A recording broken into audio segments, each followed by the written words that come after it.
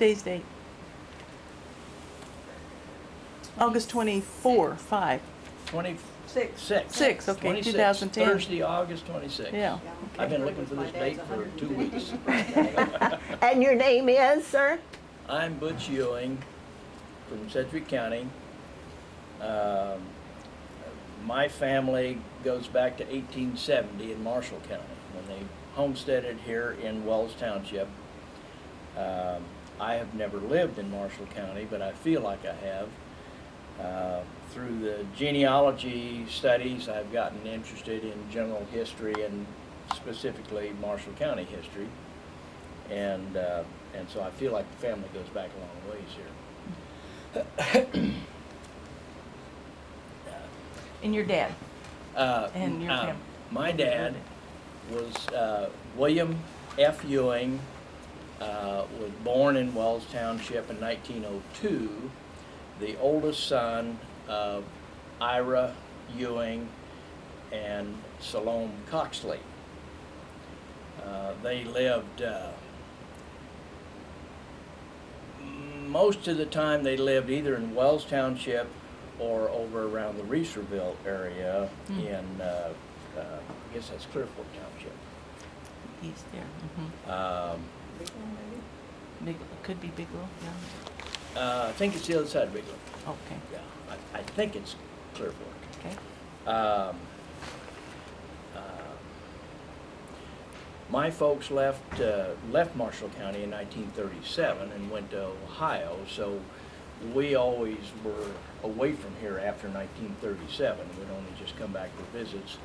But I do have an uncle that still lives in Frankfort, who's 98. That would be Eldon Ewing.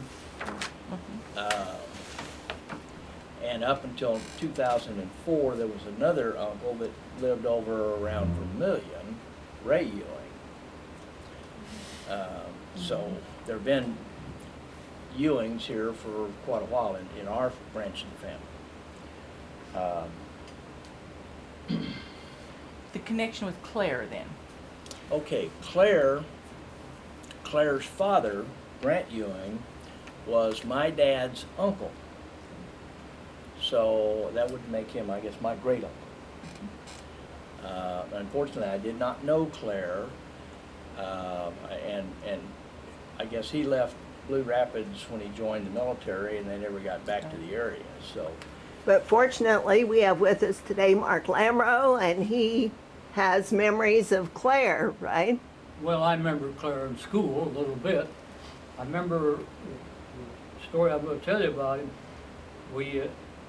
My agriculture class, the teacher took us down to Manhattan, which is Agricultural College, to some kind of doings. Anyway, he says, let's stop in and see Claire Ewing at the hospital. And so I thought, all right, there was 5 of us in the class, and we all went down in one car. So we went to the hospital, and Claire remembered each one of us, you know, and he'd had a broken collarbone, and he'd playing football for K-State. He made the first team, and so he was in the hospital with this broken collarbone, and he always remembered, whenever I saw him around, he always remembered the fact that we came to see him when he was in the hospital. He was in there, nobody knew him, and he was all alone. Here we came down and went in the hospital and visited him. He thought that was pretty nice of us, so he always remembered this. Then next time I saw him, he was a geophysicist, wasn't that what they call him? I think that was it, yeah. He's the guy that figured out how to shoot a rocket into space and make it stay out there and go on its trajectory and not fall back into the earth. And nobody in the world had that figured out, and the Russians had to steal it from us. They had spies that got into our records and copied that from him so they could shoot things out into space. But Claire had figured this out. Claire was in the Vietnam War. Claire was in the Air Force, and he was in charge of a radar station in Korea. And so after the war, he was entitled to go to college. So GI Bill, so he started studying this geophysics, and he came up with this theory. Other guys were working on it, I mean, all over the world they were trying to figure it out, but the idea came to him. When he went to school, he was just brilliant, brilliant, and he won a scholarship to K-State. He couldn't afford to go to college, K-State, but he was so smart that they gave him a credit to go anyway. And that's about the only story I other have. Only I remember going, he was a friend of Menzel's, Conrad Menzel, and Conrad Menzel was also in charge of a radar station in North Korea. So they got to know each other pretty well. Of course, they was in the Air Force. So Conrad and I were in California. Said, hey, we ought to stop in and visit Claire Ewing. I said, all right. I know of him, I kind of know him. We did, and we went to the door. He had a great, big, fine house. He was a Lieutenant Colonel then. And says, oh yeah, come in and shook hands. He says, you want to go to the bathroom? I got 3 of them. And then the next time I saw him, they had some kind of a reunion or something out at the Harbaugh grade school out south of Waterville. They call it Harbaugh. And he had gone to school there in the grade school, and they was having I don't know, kind of a reunion or something. And I visited with him there, and that's the last I saw him. And that's about all I know about him. I didn't know Grant to talk to him, but I knew Grant and saw him and maybe say hello or something like that, but I was a lot younger than Grant. Well, didn't Grant live east of Blue Yeah, Rapids? they did for a while. And then they moved to Waterville area? He actually owned land in Wells Township up until somewhere in the late 20s, I think, and I think he lost it during the Depression, or in the early stage of the Depression. I think he lost the land. So he moved from there over the other side of Waterville. Okay, that would be where Harbaugh And I school think is, that's yeah. where Claire went to Yeah. school there. Yeah. And I think he was just on rented land there. Okay. And then he moved from there. He moved back to one of the Finchams. He married Maggie Fincham. Okay. And Maggie, of course, was from a big family, and she had brothers that owned a lot of land around the Marshall County area. And they've got a farm that was part of the original, homestead east of Blue Rapids, about 2 miles. Isn't And it? Grant lived on the farm for a while, and the brother that owned that farm lived in town. And I can't remember which brother it was. Would you know Maxine? Which was that Bob? No. But at some time, the brother decided he wanted to move back to the farm, so they just traded places. Oh. And Grant moved then into town. The farm was on the north side of the road where they lived, and just kind of around, not quite over the hill, but a little ways east, they had a well that had 2 pumps in it. One pump would pump hard water and one pump would pump soft water. Yeah, There must have been 2 different veins of water down there. yeah, there was. Yeah. Well, actually, Claire did not ever live here, did he? Not after high school, I don't think. Well, he went to high school in Waterville. That's what I'm wondering to see. Did he? Yes. I was thinking in one of Didn't he graduate from Waterville In 32. in 32? this is Waterville book? Yeah, No. that's Waterville. Huh, okay. I guess I Here's didn't know that. Claire, and here's Yeah? This is the thing, I never WHS could quite for the figure it year, out. Waterville? because- Huh, I guess I didn't know that. Because Grant lost the farm, and then probably moved west of Waterville, Yeah. and then Claire would have gone to school over in the Waterville district. Is that? That the must have been it, yeah. Yeah. I was thinking in one of Grant's columns that he had mentioned Claire was graduating from high school, and I guess I assumed it was Blue Rapids. He married a girl that graduated from Blue Rapids. She also lived out in that area, an Anderson girl, Evelyn Anderson. But Claire, I don't think ever went to school here that I know of. Oh, okay. In one of Grant's columns, he had mentioned, and this would have been when Grant was still a teenager, that Grant was opening a egg business in Blue Rapids, where he must have been buying and selling eggs or something. He didn't go into detail, and I think Grant or Claire was only like 15 or 16 at the time, so he was a pretty enterprising young man. Well, there was a Ewing had the house at 810 South Main, and they had chickens, lots and lots of chickens. That would have been John and That John and Grace? John and Grace, okay. Grace. I didn't know where they lived. You They think lived so? in well, you town. said They South lived Main. here on South Main. Yeah, that's what she said. Eight- South 810 South Main. Is that Yeah. where Carol Kurtz lives now? Yes. Yeah, I remember them living there, but I don't know anything about chickens. That surprises me kind of. yeah, they had lots of chickens. That's why the ground was fertile, and we had a good garden there. Of course, back then, probably everybody lived in town and kept animals. Yeah. Some of them might have That's even had a true. milk cow. It's illegal today. So, yeah.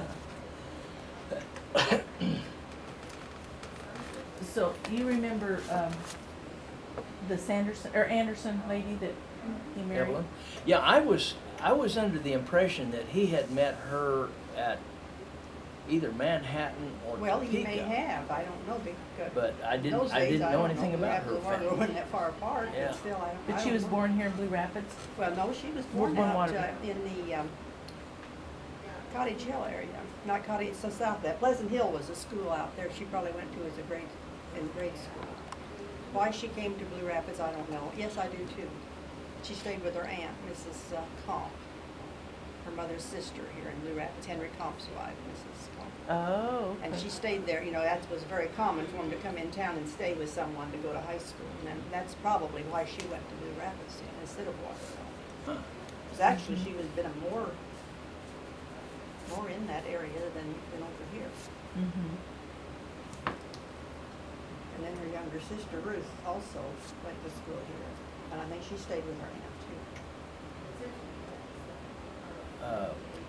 Claire's oldest son, Mike, lives in California. And he was here last summer. He has a sister that lives in White City. And the sister had a daughter that was getting married or something. And so Mike was coming back for the wedding and said he was going to try to do some digging and find some family information. I just wondered if he talked to anybody. I wished we would have, Yeah. because we would have cherished that. Yeah. Like all the communities would have, the Now, Harbaugh I- School and everything. He had emailed me and said he was coming, but I don't know that he actually made the trip. Oh, okay. So it might be that something changed his plan, I don't know. But it would have been in probably midsummer, like around July or so last year. White City, is that down by Junction? Yeah, it's Okay. kind of northeast of Council Grove, I Council think, Grove. somewhere Okay, in there. okay, in that area, yeah. And I have communicated with her by mail, Mm-hmm. but other than that, I've never met her. Could we get Mike's email from you? I have a few questions about his dad. Oh, absolutely. Okay, Yeah. great. Yeah.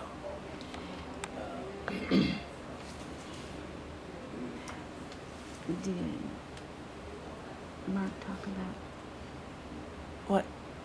the geodesy stuff? Mm-hmm. He's already done that? Mhm. Okay. Betty Briggs, she lived in a house that was one of the Sweetland houses. Yeah, Oh, okay. yeah. Which, we have two that we're thinking of, because you mentioned that, Uh-huh. Lizzie A.E. or Sweetland. Elizabeth, yeah, A.E. Sweetland. Lizzie or Elizabeth Yeah. worked for the Well- Sweetlands, or, I don't know Was- exactly what was going on at that time. okay, Lizzie was the oldest sister of Grant. okay, And somewhere in all the stuff that I have, Grant had written that as a child back in Illinois, where they came from, she had an accident or something and was crippled. Now, he didn't say how. And so she was always at home, even though she was really the oldest of the children when they moved to Kansas in 1870. In the census records, I always found Lizzie at home up until 1885. In that census, she's not there. And I have a picture of 4 ladies that has written on it, the Ewing sisters.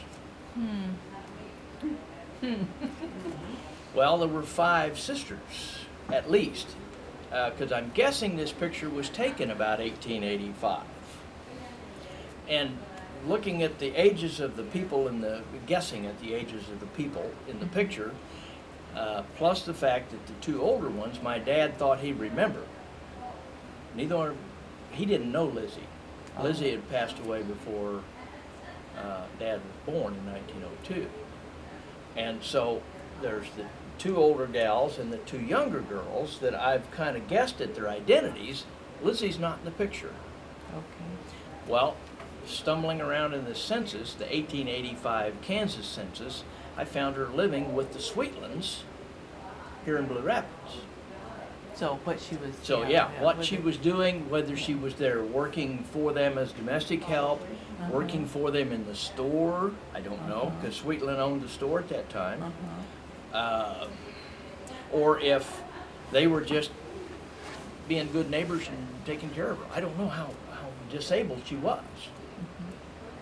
So there's 2 houses. So that the one that you lived in was on what, Western? 810 Main. That was Well, the the Sweetland house, yeah. it was a big one. The address was just Southwest Avenue. South of the nursing home. Didn't they Yeah. live on Genesee? Wasn't there a Genesee? Well, we have a picture of the Sweetland house on Genesee Yeah, I also. thought there was the. So I was curious what the 2 different ones were. Then this one says Mrs. Loban Sweetland, Blue Rapids.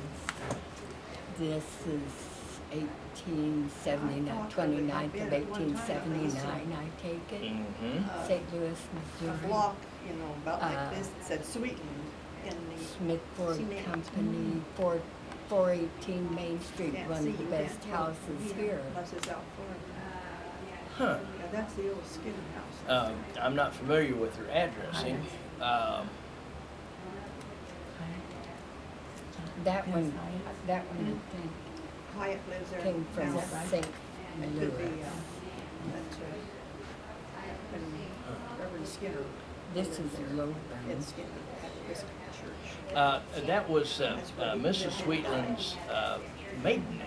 Oh, Yeah. What was? okay. Loban. Loban was, okay. Yes, that was her maiden name. And the only reason I know that is after I found them in the census, then I tried to find out what I could about the Sweetlands, and in the Blue Rapids Times, I found the obituaries for both A.E. and Mrs. And That it was- talks about her, and that's where I got the information on I the maiden really name. don't remember, of course, the Sweetlands, that was too far back, but it seemed to me like there was a house up on Genesee that had a thing in the cement sidewalk that said Sweetland on it. Probably was, because he was a pretty prominent, merchant here for a while. And I can't remember in the obituary, it tells when he came to town, and he first, I think, became a partner in one of the mercantile stores here, and then in later years ended up buying it out and owned it. But I'd have to dig out that Yeah, I know. information Yeah, to get dates on it. Yeah, because I think that's in here somewhere too. So I'm Betty, curious- can you tell us what treasures you have right there? These are things papers that we found upstairs in the house on Southwest Main. So- And they said there was nothing up there, but we went up and went through the dust and stuff. You mean Southwest Avenue? Southwest Yeah, Avenue. Would that be Yeah. the Guns house, where the Guns house is now? Yeah, yeah. And all these papers, plus some that I've left here at the library. And they tell about when the Sweetlands came, when they bought the mercantile store, and then, or when Mr. Sweetland bought it, there was a Loban and Sweet together were in that. And then he bought that. Sweetland bought the whole thing. Probably was his brother-in-law then. Yeah. Well, that's making me wonder if I'm remembering correctly that that was her maiden name. Logan? Yeah, I may be wrong there. It'll Because probably, it's been a while Brother-in-law. since I read that stuff. Like you said, it might have been a brother-in-law. Well, Logan, Yeah. they may have, two brothers-in-law might have been together, and Right. he bought him out. So you might be correct. Well, it's yeah. possible, What but happened a lot, people came here in families like, and then they merged and had businesses together. I'd have to. But I don't. Can't know remember if I that's have that true. stuff That with just me or made not. wonder about that. I did bring some stuff out in the car so I could look and. a lot of check this that. information is sent from New York and tells how the mercantile went. Oh, I don't know. The merchandise went to someplace else and then on here. This is Brooklyn in 1877. And it seems to me like Sweetland came from New York. Probably. Now, if you want to glance through there and see if there's anything you recognize.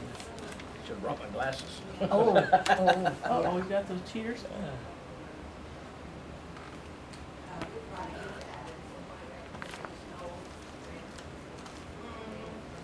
I think I'll check out. Mark, thank you very, very much. I told you all I know. Well, it's certainly nice to meet you, Mark. Good to know you. And Mark is the many, many, many things that he has either invented or created or made. Just wave us off. And he's one of our biggest fans. We're one of Yeah. his. Yes, he One is. of Yeah. his biggest fans too. Yeah. You probably want a copy of this.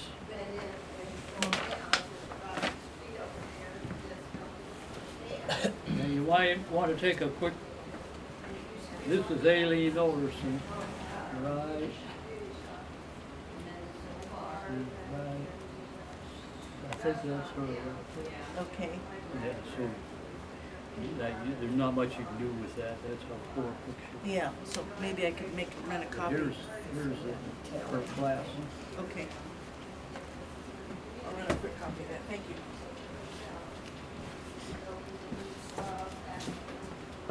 The pictures too. I'm gonna shut it off a second. Oh, I'm gonna have to go out to the car and get my stuff because it's What's gonna Jack bother me up now. to? Any good? If that's her name or So not. good. I could be Any bad? misremembering that. Okay. Two of those. Levi was born in 1901, I believe it was. Or maybe 1900. Okay. Somewhere in that range. But Levi and his sister Lena were Grant's children from his first marriage. Okay.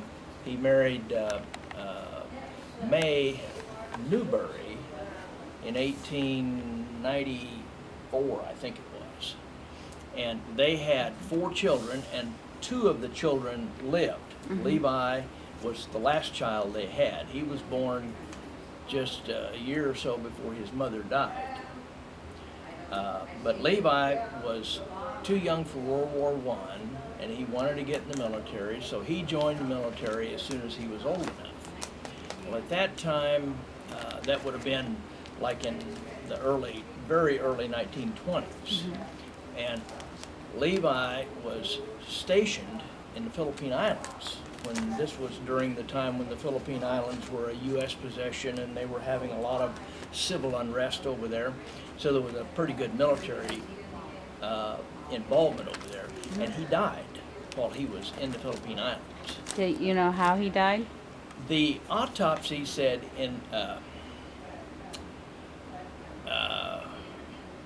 it was one of those old medical terms, kind of, I want to say enlargement of the heart, but that isn't the term.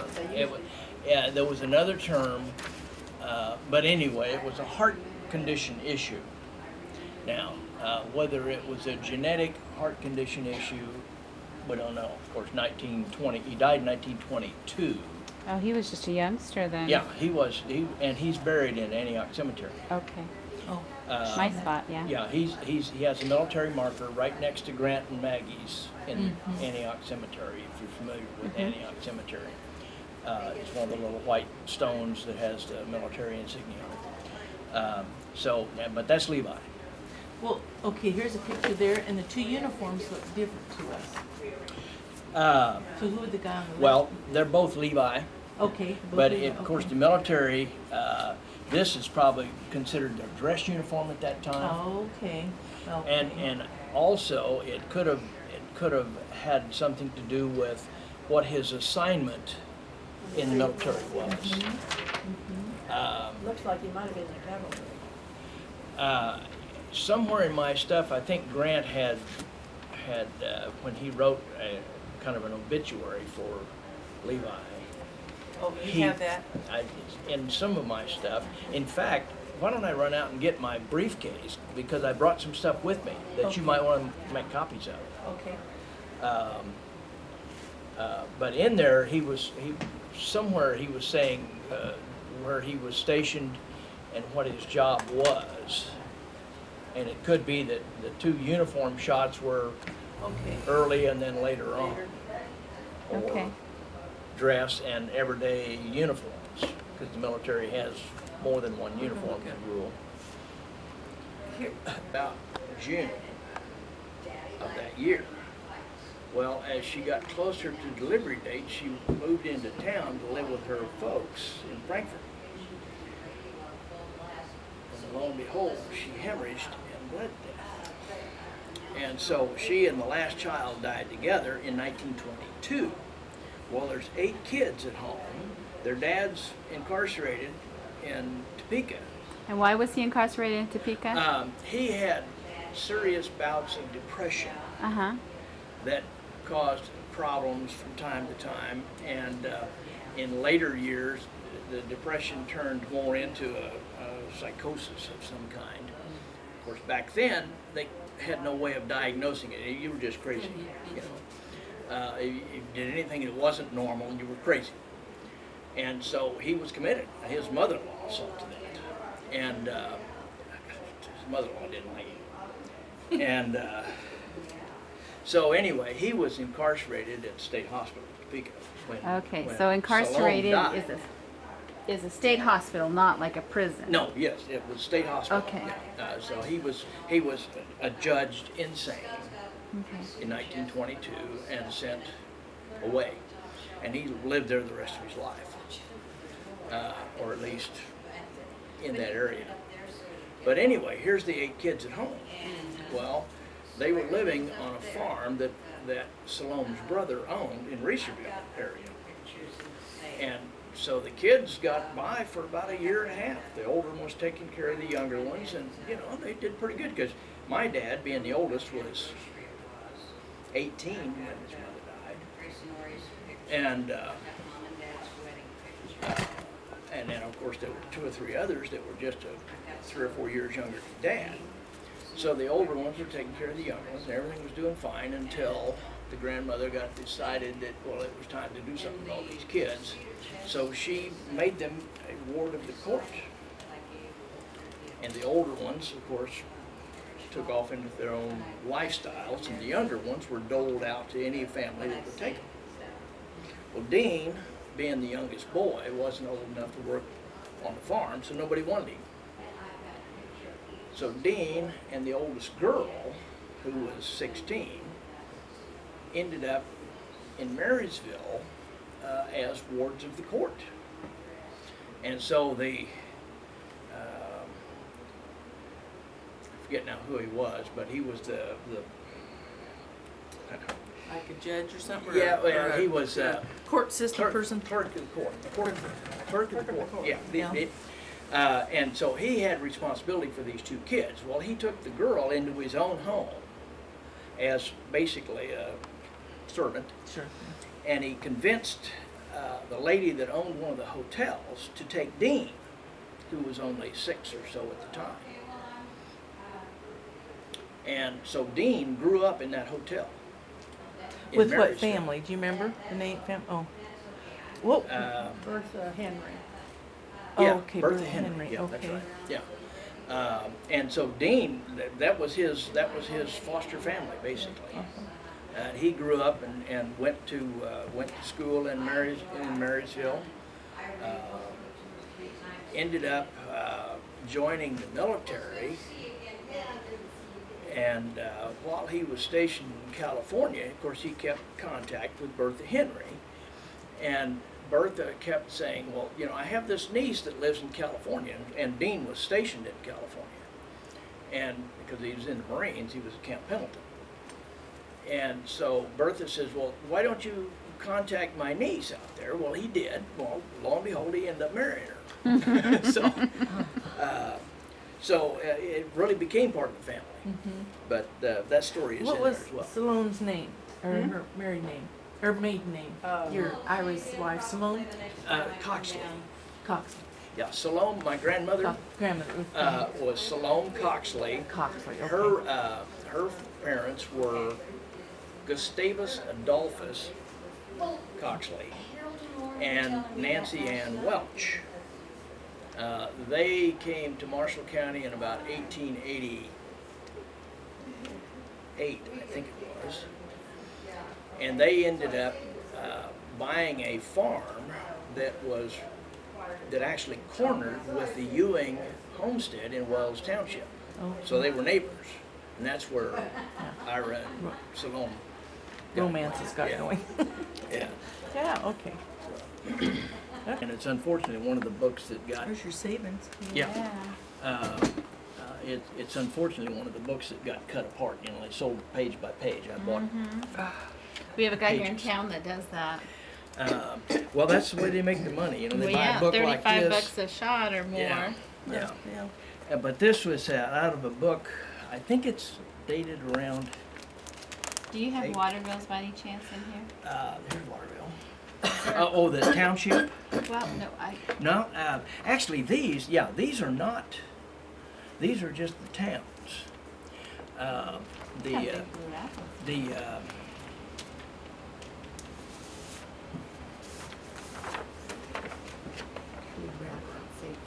I think there's This one. is for a Mrs. That's not even Marshall County there. Which one? Nancy loves maps. Well, I've kind of gotten. There's the county. Okay, there we go. Have And you yeah, got there's any Waterville. Sanborn maps? Say again. Sanborn maps, have you come across any of those? You would love those. It does not ring a bell, so evidently I don't. Sanborn Maps was a company we found out that was like an insurance company, Okay. and they would come through, and we discovered it from there's some outhouse diggers, people that come up and they go and they dig into outhouses.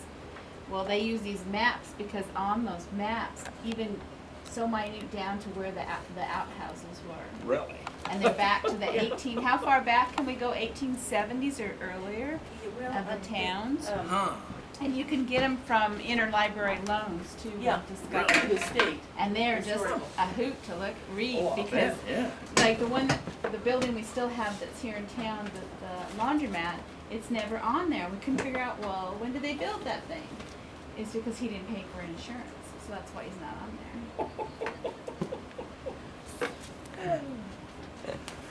Well, So there's you'll some- have to there's check some out the Sanborn maps. When we heard about those, we've Yeah, never been I- able I'm- to afford I'm to not- buy any, but I'm not familiar with You, those. if you like And of that. course, if they're that rare a thing, that's not going to show up much on eBay, and that's where I find a lot of this stuff is on eBay, or used to. Mm-hmm. Haven't been finding much lately.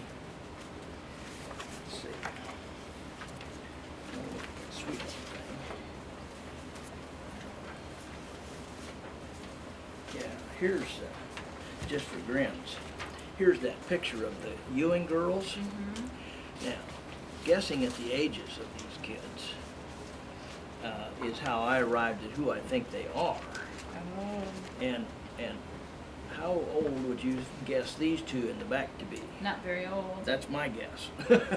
Yeah, I'm thinking, and knowing a time frame of like 1885, one of these girls died in 1886.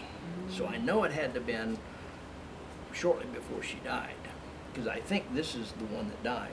She would have been about 16 at the time this picture was taken. This one would have been about 13 or 14. And then these two were the two older girls that Dad knew.